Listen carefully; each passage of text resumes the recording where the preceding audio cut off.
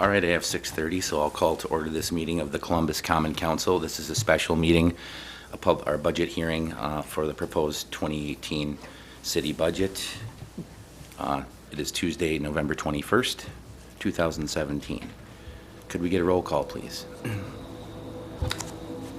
Hendrickson. Here. Kenny. Here. Malat. Here. Reed. Here. Rule. Here. Traxler. Excused. Tome. Here. Thank you. This meeting has been noticed in accordance with all state laws and local ordinances. Item number 3, this is a public hearing on the proposed 2018 budget for the city of Columbus. That's our only item for this public hearing. If I could please get a motion to open that public hearing. So moved. Second. I have a motion and a second to open the public hearing on the proposed 2018 budget for the city of Columbus. Any discussion on that? All those in favor, please say aye. Aye. Any opposed? So the public hearing is now open. I believe Kim Manley had a PowerPoint presentation. Kim and Patrick on the budget that they wanted to show. We're gonna take team. All right, sounds good.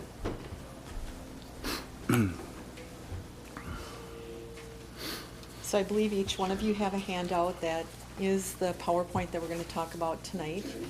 And I'm gonna talk about kind of the money, the numbers end, and then Patrick will finish up. The first thing to kind of note is that the city hasn't done a true revaluation of the entire city since prior to 2010. What we've done is done a quarter of the city every year from 10 to 2013. This was the first year, or the first revaluation since I've been here where we did the entire city at one time. As a result, the city's valuation really grew by a little over $34 million. We were at $366,967,400 in 2016 as a value, and our value for 2017 is $401,332,800. So again, it's a growth of over $34 million. And we track in the treasurer's or the finance office the different sale data for different pieces of property within the city. And it was really evident in the last 2 or 3 years that there was a significant growth in the city's value, so to speak, between assessed value and the sales of property. And we've also seen some really tremendous commercial and growth within the city, which is very beneficial. How that helps us is that when we do look at our budget and we do have to levy taxes, we have a greater area in which to levy those taxes over, which ultimately results in a lower mill rate, which I'll talk about in just a second. Obviously, we're held by levy limit restrictions with the state, and our levy limit this year was $3,027,158, about $81,000 greater than 2016. That is a really nice growth factor. The past 3 or 4 years, the average growth has been about 44,000 in our levy limit. And obviously they tie that growth to our growth factor, so they probably, or they did, look at our revaluation and see that there was a fair amount of growth, which then provided for a little bit larger growth, again, in our levy limit. So we did meet and match that levy limit within the budget that we have presented for 2018. As a result of the fact that we have that larger assessed valuation to work with, and the fact that we were able to stay within that levy limit restriction that the state's placed on us, we went to a mill rate of $8.03 for the 2018 budget. Last year, in 2016, our mill rate was $8.67. So the $8.03 is actually the lowest since 2009. This is just a real quick recap of the differences between the 2 years. You can see that in 2016, we had a much lower value. In 2017, you can see the increase And it's kind of a nice way to see how that relates to the overall differences between the taxes. In 16, our tax rate was $23.32 overall. That's with the school district, the state, Columbia County, and MATC included. The 2017 tax rate is $21.77, which is a full $1.76 less per thousand than it was the year before. So, thank you. I put the tricks in there. You put the, oh, okay. All right. And again, some of the things that we have to live with, being a municipality, the state does put on every municipality in the state of Wisconsin a levy limit, and that limit is based on a prior year levy plus any growth factors that may be shown by that municipality in that prior year. The shared revenues is something that's very important to the city because it's a fair amount of what our actual revenues are over the course of a year. This year we'll receive about $574,000. That is up slightly from what it was in 2016. And lastly, the expenditure restraint program. The last couple years we have not been able to meet the requirements of the state. The percentages have been extremely low. And what the expenditure restraint program does is it looks at all of the expenses within your entire budget from A to Z fund, and then it looks at the prior years, and then it looks at the growth or the percentage of growth between, say, 2016 and 2017. It has to meet a certain percentage of growth or be less than that. Next year's is 3.6%, so we'll see where we fall for the 2019 expenditure restraint program. But as far as qualifying for 2018, we were unable to do that. So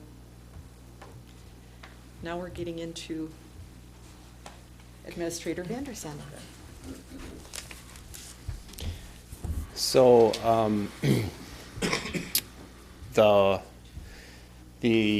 plan is for the council to consider the city budget at the next meeting on December 5th, and then with that expected action,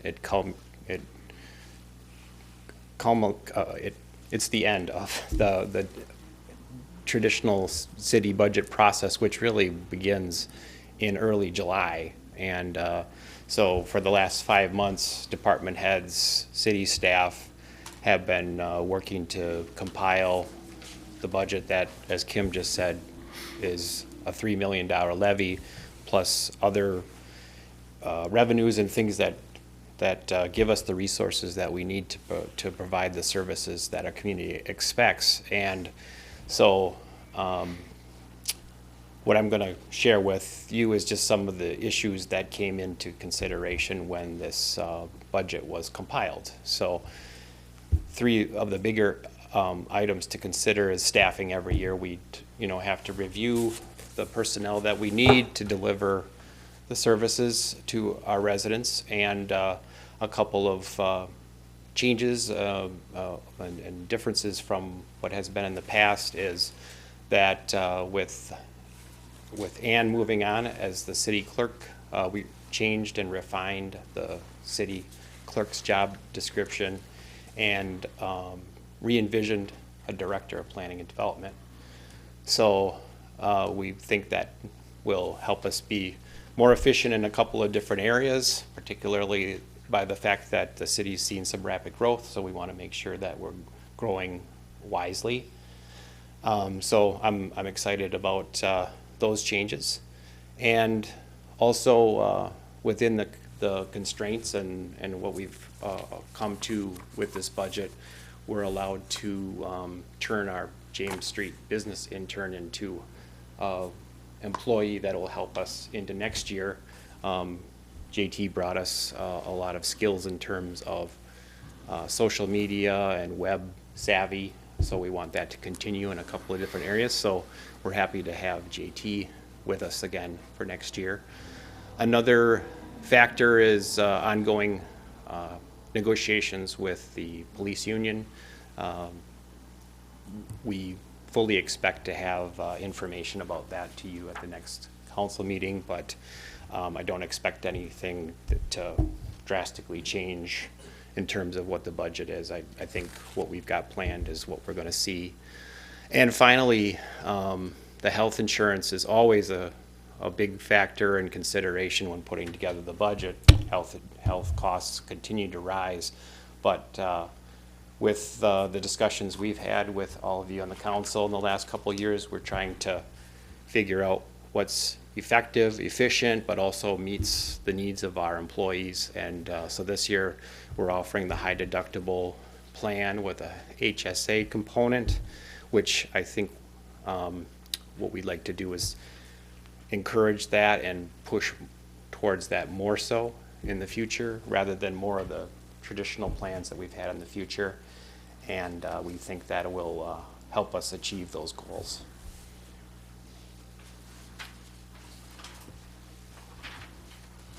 Then on to some of the projects and equipment and some of the, I guess, the bigger ticket items, so to speak, that are contained in the budget.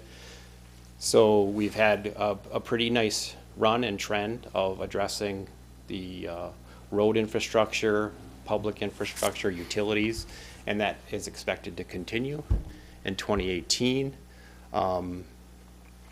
As we've had meetings already and planning's already in place for a city street project, which includes streets, curb and gutter, water, sewer, stormwater utilities, and improvements on South Water Street and East School. And we can't seem to get rid of DOT. So they'll be back next year for 2 projects, which is linking the 2 projects out on the west side of 1660. This will be work underneath the 151 overpass. We've got some information on the committee of the whole to talk about that, but that will, once that's done, we'll have quite a nice stretch of a main artery in the city addressed in the last 3 years. I think with this budget, we continue an emphasis on connecting to the community and outside the community with focus on keeping our website moving, updated, social media efforts. And so with groups that are contributing to that, the Cable Commission, the Tourism Commission, the City Council, and staff, we're going to keep striving towards more opportunities to communicate with our residents and attract those folks that are outside to come in and visit what a great community that we have. These are more of the, I guess, hard items that are included in the proposed budget. Some more, or actually kind of a renewed and focused emphasis in sidewalk repairs. So that was entered into the operating budget. Continuing work in Kiwanis Park and addressing a fencing issue that had been started by Public Works. We've got another, actually the 2 special collection dates working with the Columbia County Solid Waste, which the first go around this year was very popular, and we want to continue that as it's a community need. And also a bigger thing is the police department working with the county to replace some needed software that they need every day. So that's a 2-year installment. Also included working with the Columbus Rural Fire Group. One of the engines just is at the end of its useful life, so there's planned replacement of that, along with some refocus on another piece of equipment with the fire group to straighten out things with the fire group, which you will see soon renewal with the fire group as how those issues are addressed in our community. Again, there's the note on the street reconstruction. Also included in the budget is working with the library and seeking out grant opportunities and doing facility space needs study for the community. We've been talking about this for quite a while. I think, you know, as we grow, it's going to be important to have those issues reviewed and help us find a blueprint to making wise choices on how our physical campus is going to lay out in the future. Also included in the budget is some needed equipment of Public Works, a UTV mower for the Parks Department, just replacing some equipment that's at their end of useful life and definitely needed in those areas. The Meister Park paving is going to happen. That's been long called for in a very popular park. And also with in our TIF district, and plans are in place for extending Hall Road off of Highway 16, as we know. So those are the bigger pieces to the budget. I thought bringing this to the council and the viewers at home to get a few understandings of the bones of the document would be helpful. And like I said, as we talked about, we'll have this on the agenda for the next council meeting, and encourage anyone from the community to call us and ask questions. And It's on my web. the budget document is on the web, so we want people to be aware of the efforts and the services and how it all comes together, which is really the basic blueprint, which is our city budget. Great. Thank you. Thanks for putting that presentation together for us. And beyond that, thank you for all the extra work. I know this is the busiest time of the year for the city, getting the budget put together, so I appreciate all the effort from the staff. It's a lot of work. Without all your time and effort as well. Thank you.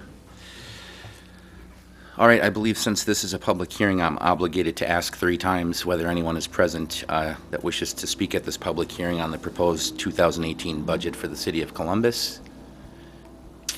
I see no one. Did anyone have any questions up here? No? Then I'll ask for a second time if there's anyone present that wishes to speak at this public hearing. And seeing none, I'll ask for a third and final time if there's anyone present that wishes to speak at this public hearing for the proposed 2018 budget for the city of Columbus. Seeing none, I'll ask for a motion to close the public hearing. Motion to close the public hearing. Second. Motion and a second to close the public hearing on the proposed 2018 budget for the city of Columbus.